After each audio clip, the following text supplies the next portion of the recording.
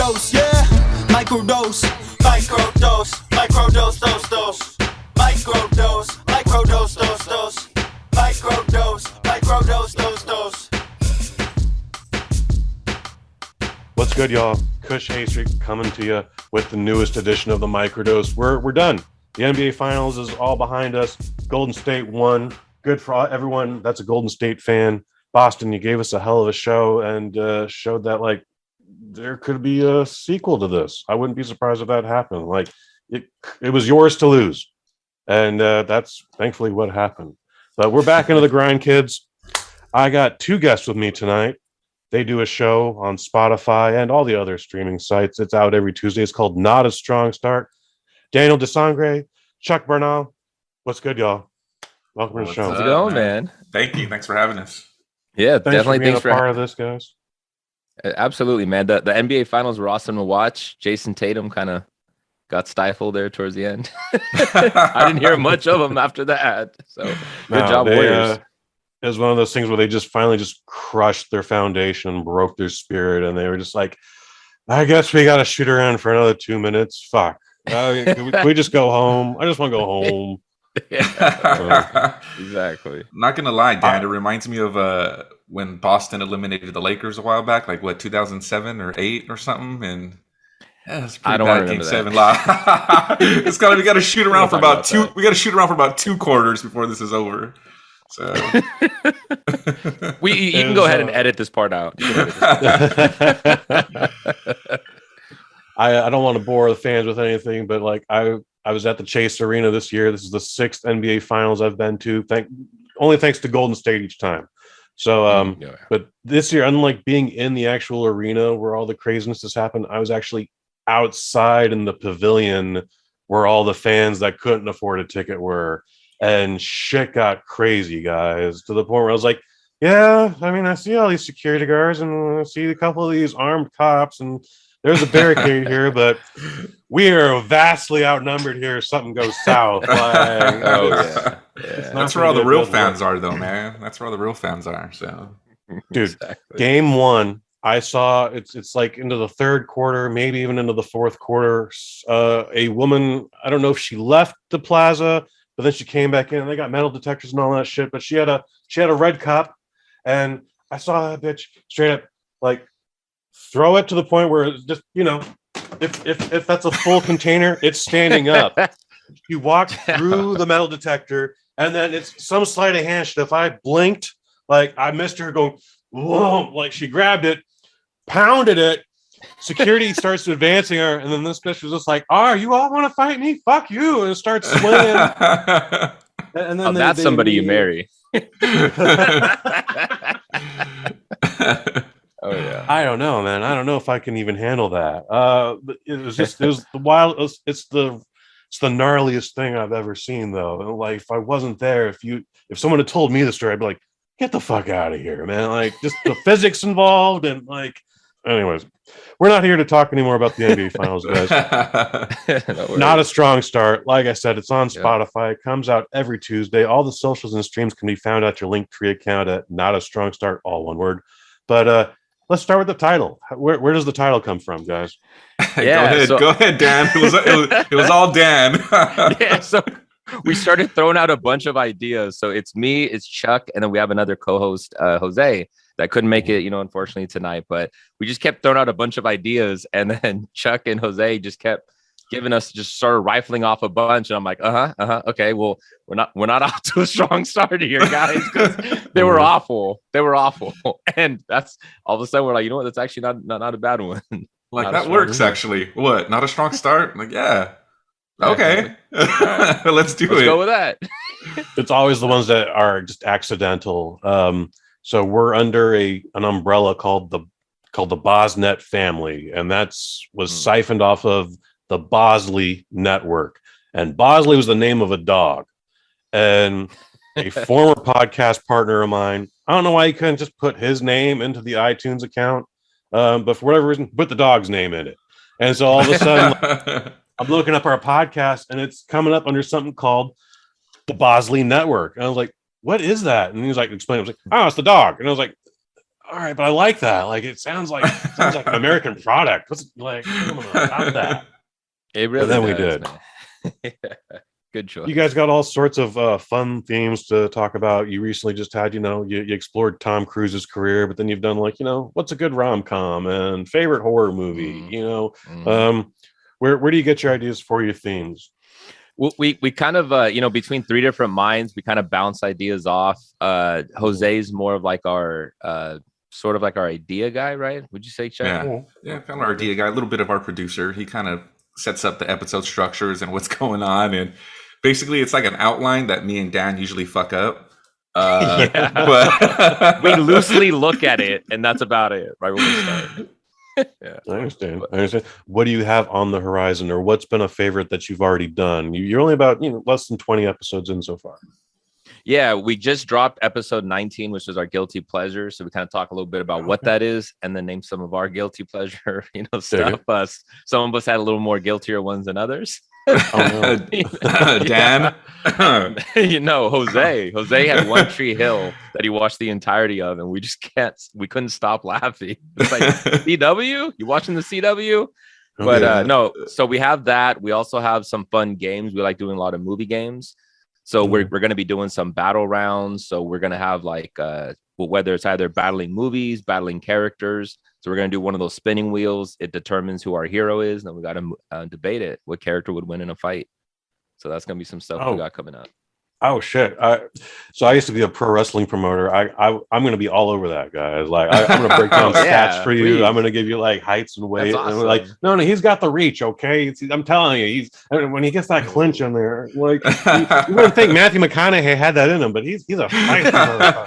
That's awesome. We might have to bring you in, Kush. Seriously. So yeah, because we have some. We were going to do like horror characters, like they're battling like Chucky, Michael Myers, Jason, and well, we already seen Jason, Freddy, but stuff like that. And yeah, man, might have to bring you on for that, dude. So that'd be great, please. How'd the three of you guys meet?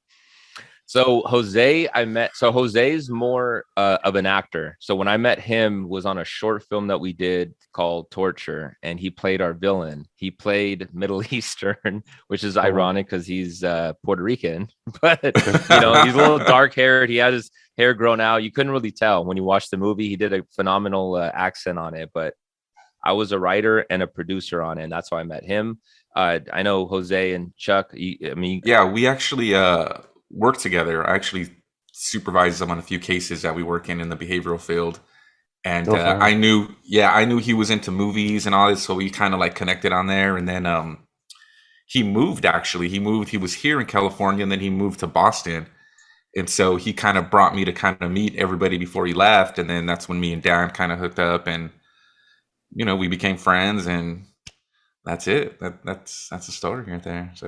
So correct me if I'm wrong. You guys got a regular day job, a cubicle life. It sounds like just anything to pay the bills right now. Yeah. We both have day jobs.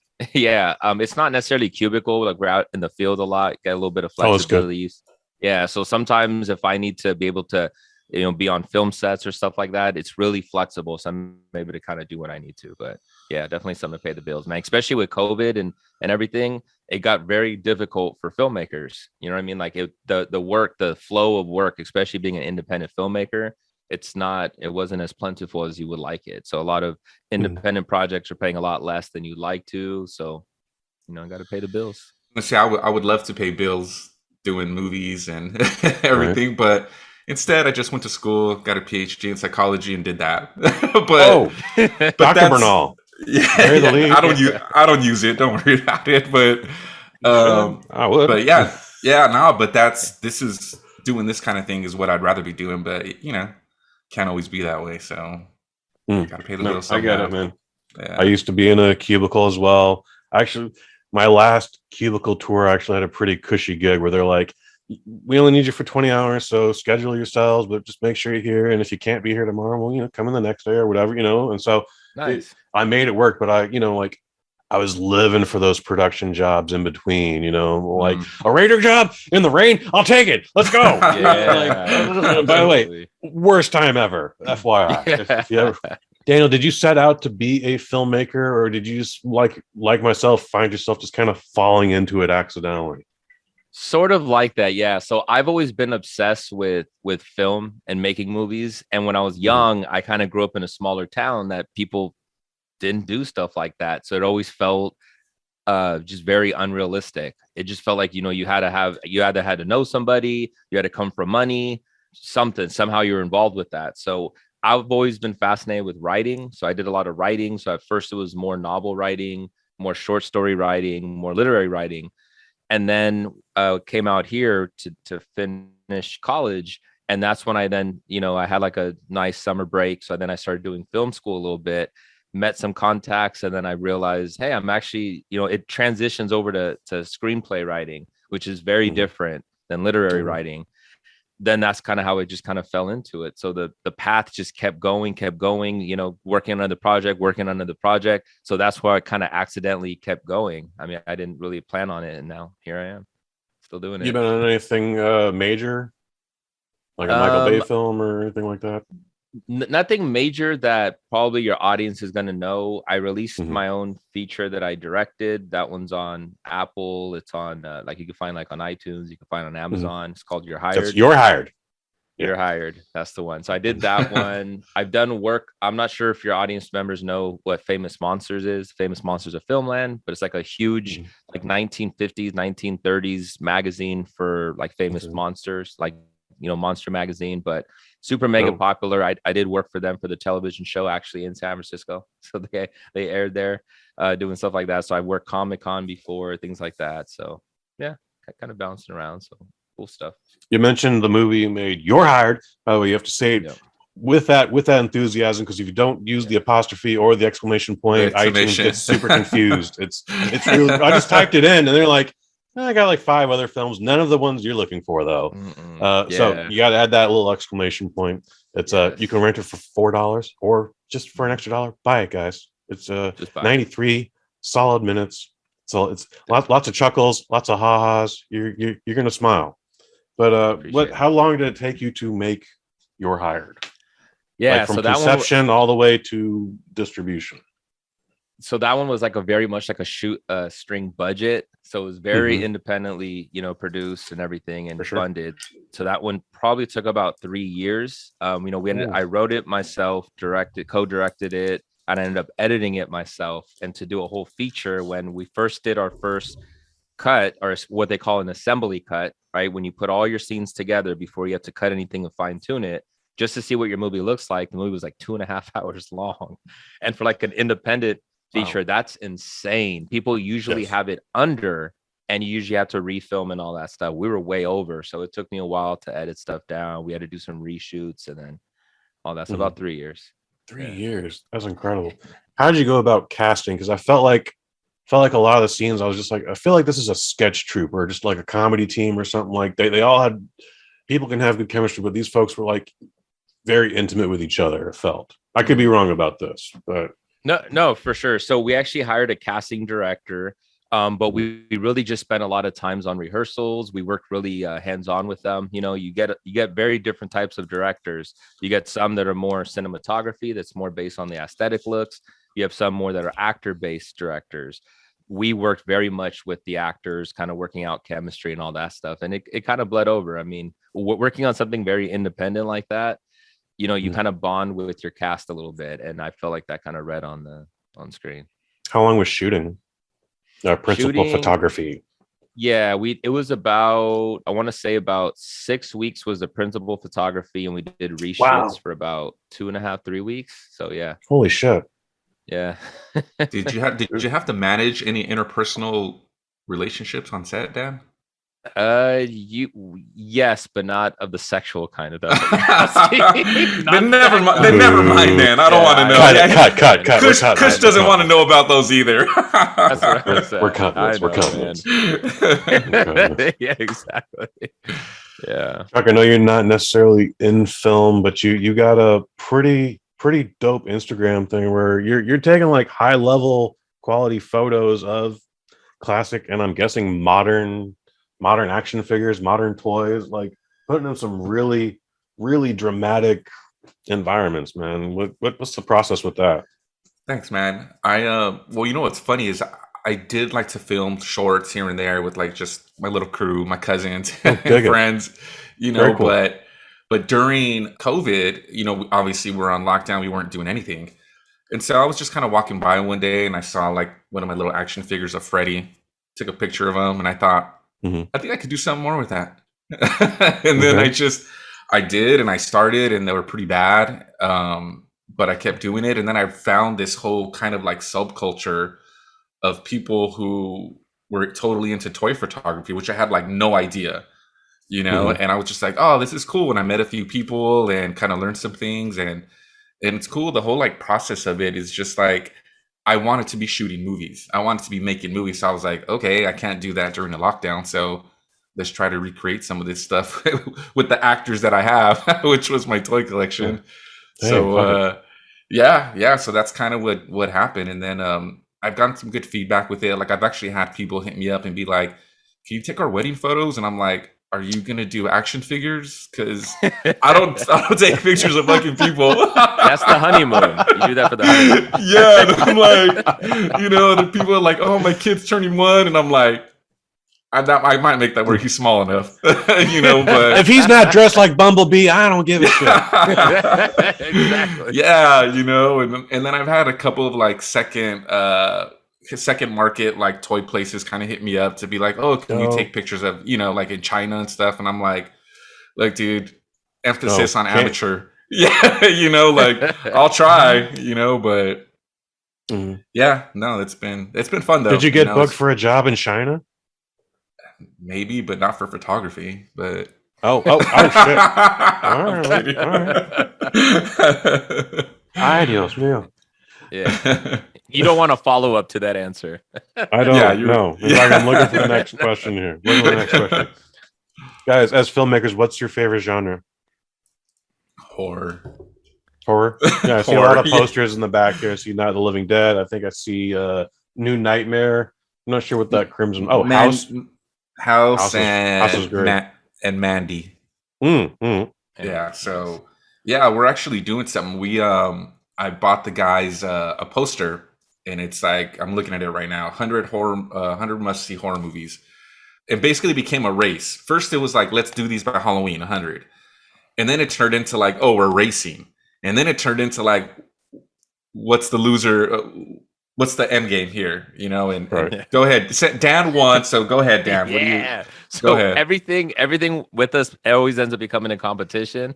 Even when we tell like, oh, it's just gonna be light, you know, we're all competitive guys. So it became the losers have to dress up. The winner gets to choose 2 movies, 2 different characters, and the losers not only have to dress up as them, they have to do skits, like recreate clips of the movie. And then we're going to record a podcast episode where they have to be in character the entire time. Holy shit. There's a lot of production going on in your podcast, man. How hard do you find this to produce? It's not incredibly difficult because all 3 of us... Okay, so the unique, interesting thing about this is that we're all 3 filmmakers. So we have an actor, you know, we have a director, writer, and me, and then we have Chuck, who's a writer. So between the 3 of us, we always have an endless amount of ideas, and we're all pretty creative guys. Chuck's done really cool prosthetic, like special effects stuff I've seen him do too. That looks pretty cool. So yeah, so even when we say something like this, it's not going to be like they're just going by the local Halloween store and they're going to buy this. Like they both are going to recreate their own costumes. It's going to look pretty cool. It's going to be pretty rad. I'm excited for that. Yeah, right. Chuck, what's your favorite horror movie? Oh, favorite horror movie? Wow. American Werewolf in London.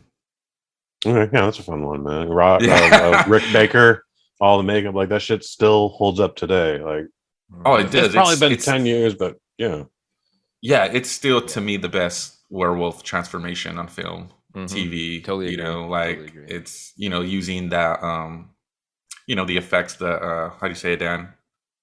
Practical effects. Practical effects. You know, and plus, you know what? I think just in general, it might even just be my favorite movie anyway. You know, like I love it. It's like my feel-good comfort movie. Sad, heartbroken, American Werewolf in London. Sick, got COVID, American Werewolf in London. So, yeah. What's your thoughts about American Werewolf in Paris? That happened, right?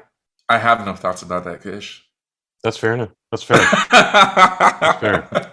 I don't mind. That falls. I think that movie's okay, but I don't think I've even seen it, but it definitely falls under the category of like unnecessary sequels, and we've been getting a lot of those again lately. American Werewolf in Paris is probably the equivalent of Escape from Los Angeles, like in terms of quality. Like neither of them were really good. But then you get things like Basic Instinct 2 and Wall Street 2, and they maybe they weren't even bad, but they were definitely forgettable. Like I still have to remind myself there was a Wall Street 2 with Shia LaBeouf. Like, Shia LaBeouf is not only a good actor, but he is a crazy motherfucker, and I would not dare say anything bad about him on any public medium, sir. He's going to come for you. Yeah, no, I absolutely. Did you guys see The Tax Collector? Did you see The Tax Collector? I think it's a David Ayer film. It came out I didn't see that one. Okay, but I know about it. I know it's okay. It. I liked it. It's okay, but he plays a character called Creeper, and he actually got a full tattoo on his whole chest and everything. For the movie, just for the movie. Yeah. Just for the movie, and it's in like a fraction of a scene. Yes, it is. Yes, it's you see it for like literally like a second and a half, and I'm like, it's pretty hardcore. So, like, I remember the story about him where they did Fury, the tank movie, and it was just like, yeah, I think my character could do without a tooth, so let me just take care of that. Yeah. All right.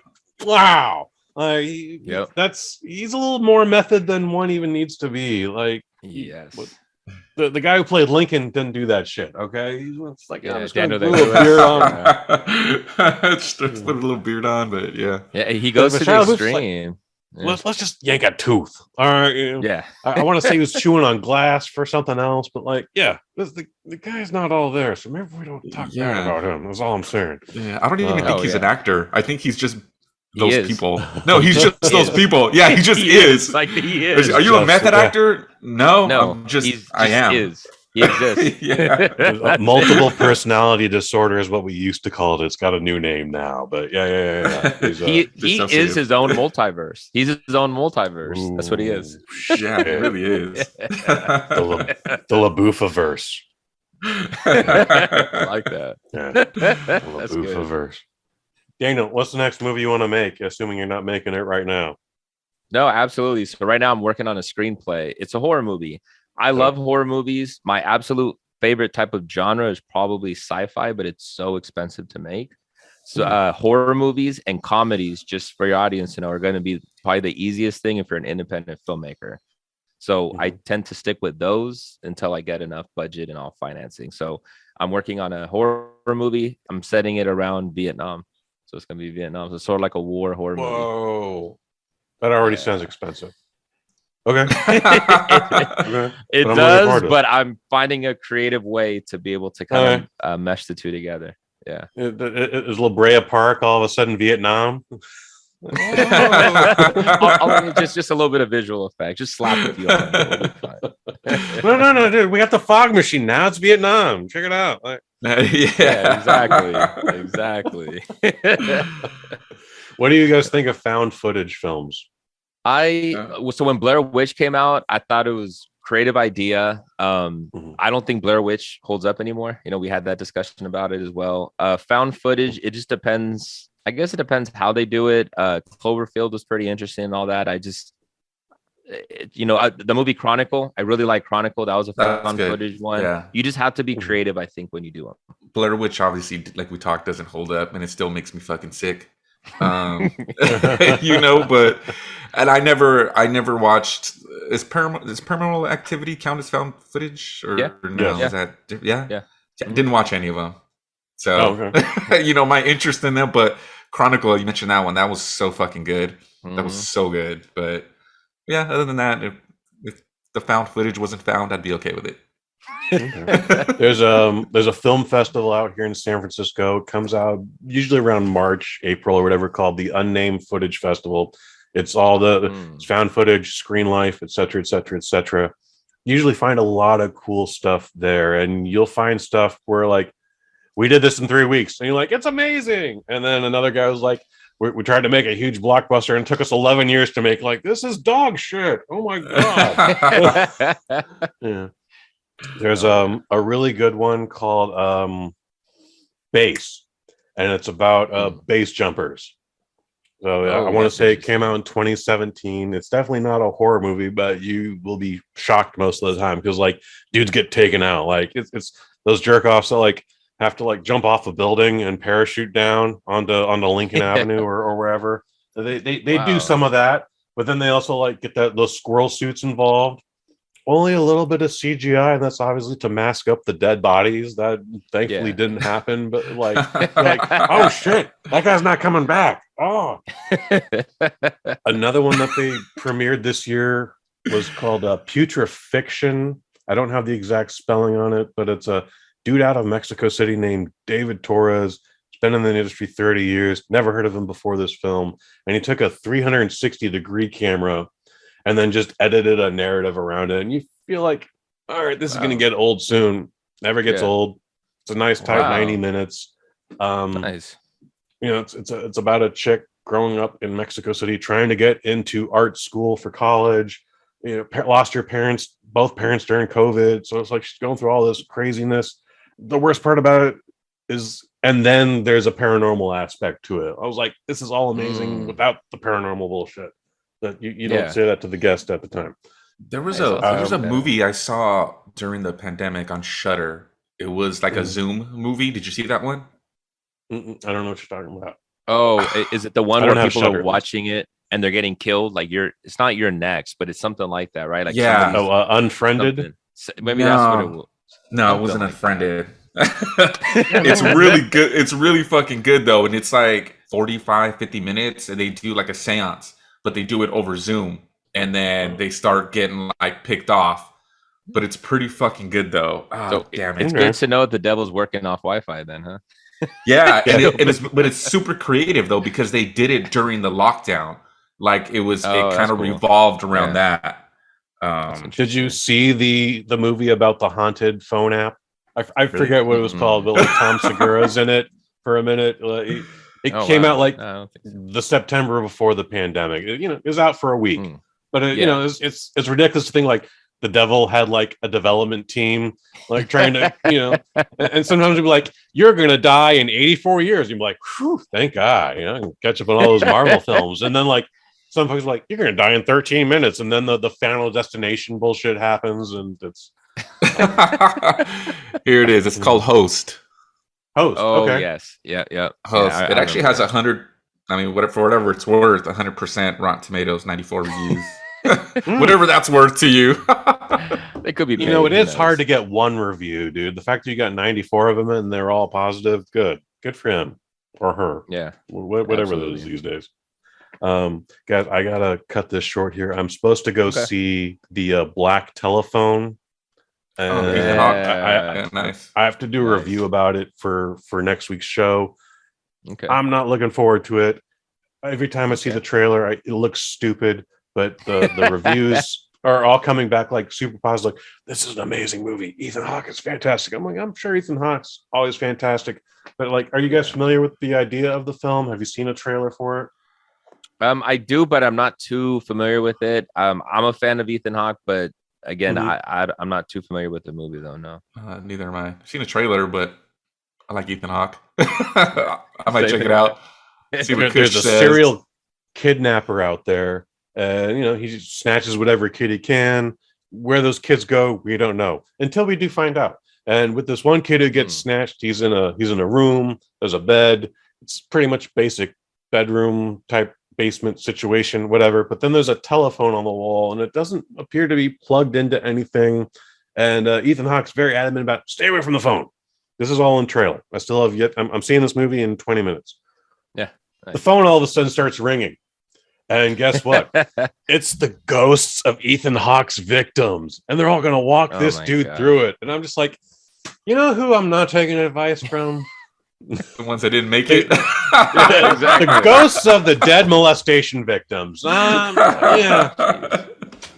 Sounds awful. Oh, you want me to put some sand in the phone and then hit him with it? All right, great idea, Spanky. Thanks. Yeah. No, thank you. Although- Yeah, I'll definitely check your review out on that, Kush. Yeah. All right. Well, you have to check that on the Waffle Box. I don't know if that's going to be this week or next week. We're also seeing Okay. Elvis tomorrow. So, but TBD. Hey, it's getting pretty Folks. good reviews so far from what I've seen.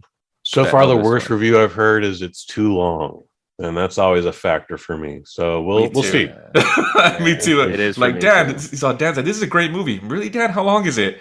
Oh, it's about 2 hours. I'm like, I'm good. I heard it's longer than 2 hours. If it was just 2 hours, I would like, yeah, it makes sense, whatever, blah blah blah. But I'm also now at an age where I think you might also be there as well, Daniel. Older than Elvis when he died. You're like, oh shit, how'd that happen? Oh man. Yeah, exactly. No, thank you. Folks, again, check out Linktree. Not a strong start, all one word. You're going to find all the socials and streams: Facebook, Instagram, Twitter, Apple, iTunes, and YouTube. It's all there, guys. Is there anything you guys want to plug? Anything else? No. Covered it all. You covered Yeah, it all. I think we pretty much covered it all. Yeah, thanks I for having appreciate us, brother. Absolutely. Thank you. Thanks for being a part of this, guys. Folks, you know I do a bunch of other stuff around here. Coming up July 5th, Season 2, Sweet Science Cinema. Me and Pro Wrestling Hall of Famer Jameel Hemphill, we're going to get back together, and we're talking Creed 2. It's like poetry, kids. It rhymes. We ended with Rocky 4 Ultimate Director's Cut. We're going to begin again with Creed 2, and then we're going to end the whole season with Creed 3, TBD. But you'll just have to follow the road to there. Otherwise, Waffle Box. It's every Wednesday. It's the best part of Wednesday. Me in front of the family, Mike Fish. We talk about everything and nothing all at the same time. It's on YouTube. It's part of the BosNet family. It's everywhere you want to be. So, for Daniel de Sangre, for Dr. Chuck Bernal, I've been Kush Hayes. You've been you. Microdose, microdose, microdose, microdose, microdose, microdose, microdose, yeah, microdose.